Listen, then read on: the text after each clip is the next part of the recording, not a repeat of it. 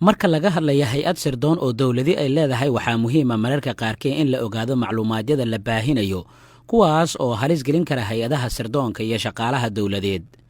sheekadii ama faalladii uu qoray Fahad Yaasiin taliyihii hore ee hay-adda nabad sugidda iyo sirdoonka qaranka waxaa ku jira laba dhacdo oo muhiim ahaa kuwaas oo dadweynaha aanay ku baraarugsaneyn. agaasimihii hore ee hay-adda nabad sugidda iyo sirdoonka qaranka Soomaaliyeed haataana ah la taliyaha amniga qaranka ee madaxweyne Maxamed Cabdilaahi Farmaajo ayaa faallo uu qoray waxa uu ku soo bandhigay laba sheeko oo yaab lahayd oo uu la kulmay intii uu ku jiray hay-adda nabad sugidda iyo sirdoonka qaranka Soomaaliyeed.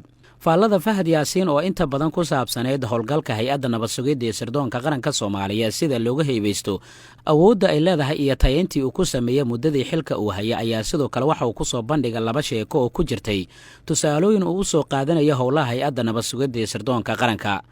Fahad Yaasiin ayaa sheegay inuu ogaaday sargaal ka tirsan hay-adda nabad sugidda iyo sirdoonka qaranka Soomaaliyeed oo si qarsoodi ah ku guursaday gabar xubin ka ahayd Al-Shabaab una qaabilsanayd dabagalka sirdoonka Soomaaliya.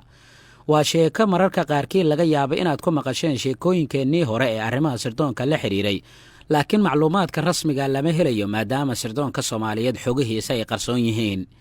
sargaalka uu qariyo magaciisa ayaa Fahad Yaasiin waxa uu ku tilmaamay inuu ahaa sargaalkii labaad ee haweenaydaasi sidaas ay ku guursato sida uu ku sheegay faalladiisa.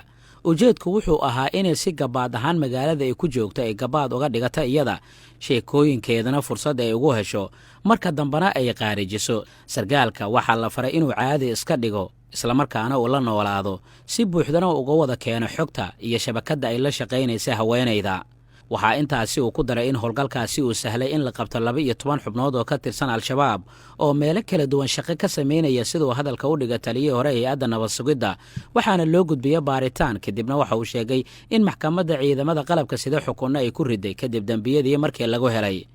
sheekada labaad ee uu soo qaatay Fahad Yaasiin ayaa waxa iyaduna ahayd hooyo Soomaaliyeed oo loo diyaarinayay inay qayb ay ka noqoto sirdoonka qaranka taas oo si la yaab leh u ogaatay in wiilkeeda qayb uu ka yahay hay-adda uuna ka shaqeeyo. waxaa iyana jirta hooyad xaafad joog ahayd oo dhammaysatay shuruudihii xubinnimada ee ku soo biirista sirdoonka kana mid ahayd dharcadka tababarka loo diyaarinayay.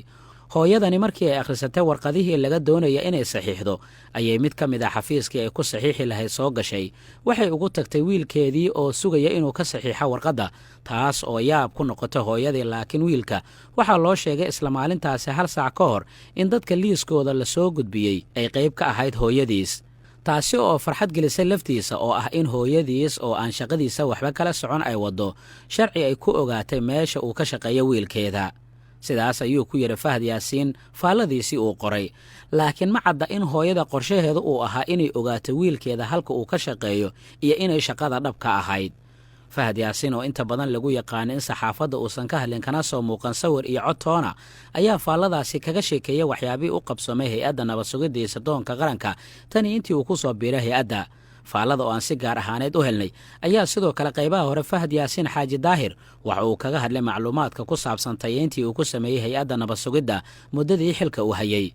kuma uusan soo bandhigin gabood faallada lagu eedeynayay hay-adda nabad sugidda oo ay ka mid tahay kiiskii ugu dambeeyey ee sargaalad Ikraan Tahliil oo ka tirsan isla hay-adda.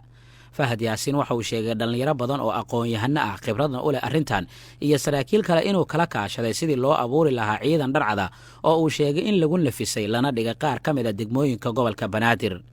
Fahad Yaasiin Xaaji Daahir oo horey u ahaa wariye ka shaqaynayay telefishinka Al Jazeera ayaa ugu dambeyntii xilkaasi waayay kadib markii eedeymo kala duwan loo jeediyey. iminka waa la taliyaha amniga qaranka ee madaxweynaha jamhuuriyadda. qaarkood macluumaadyada uu soo bandhigay Fahad Yaasiin inkastoo sirdoon ahaan iyo cilmigeedu uu inooga wanaagsan yahay haddana waxaa habboonaa in la qariyo si aan shaki badan looga qaadin nisa. qaybta hoose aragtidaada ku reeb mahadsanid.